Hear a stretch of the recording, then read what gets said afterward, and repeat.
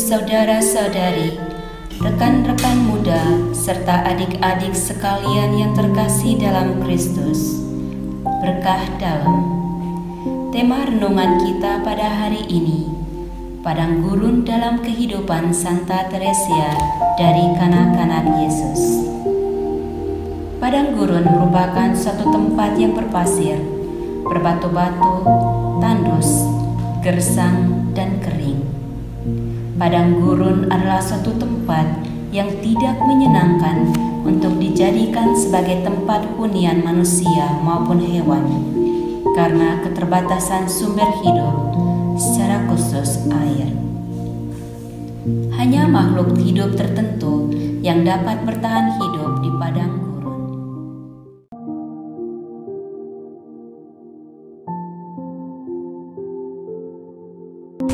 Sebelum corona kemarin, ya tiap hari antar jemput anak saya yang SMP Kaliduren. Setelah nggak ngantar ya di rumah ya cuma ya bersih-bersih di rumah, nanam bunga, siram-siram gitu. Setelah siram-siram di halaman sendiri, di tanaman saya sendiri, saya lanjutkan ke kapel, siram-siram, nyapu, dan ngecek-ngecek sound system atau organ atau yang lain, sehingga suatu saat dipakai dengan tiba-tiba sudah siap gitu. Untuk ngecek sound dan organ itu paling-paling seminggu sekali. Dulu kan setiap malam saya pergi kemana-mana, ngiringi kur, latihan kur, rapat-rapat. Kalau sekarang ya semua terbatas karena itu, sehingga saya kegiatannya ya itu tadi, cuma di rumah siram-siram, nyapu, di kapel juga seperti itu.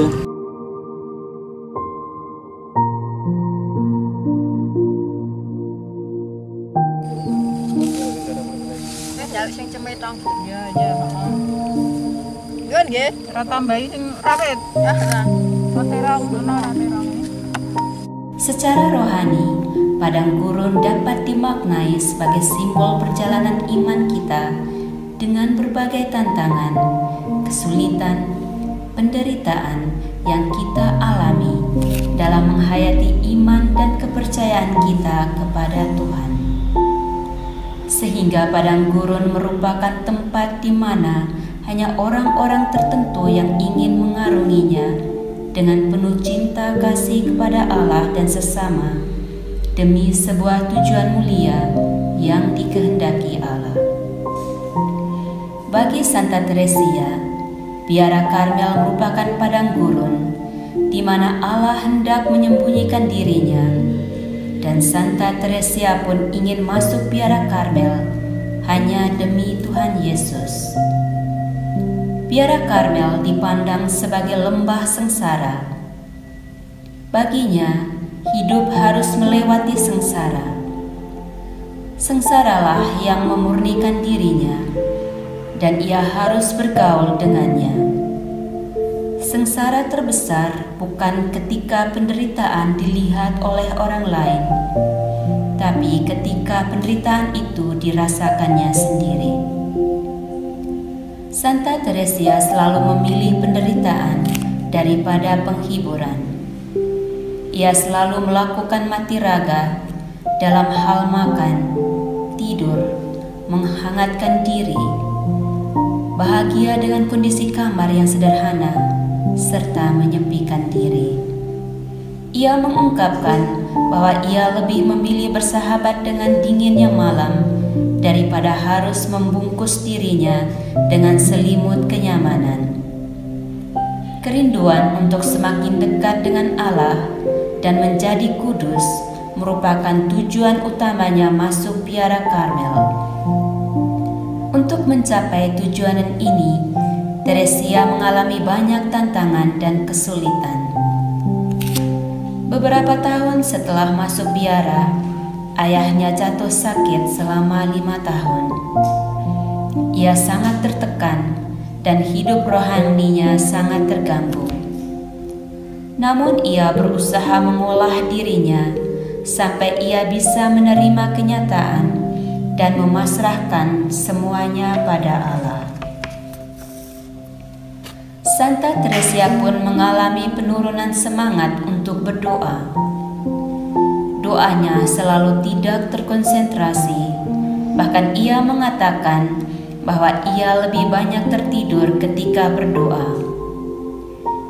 Ia berusaha mengatasi kelemahan ini, dan ia yakin bahwa Allah menghendaki semuanya ini agar ia selalu berjuang dalam berdoa dan memusatkan diri serta pikirannya pada Allah.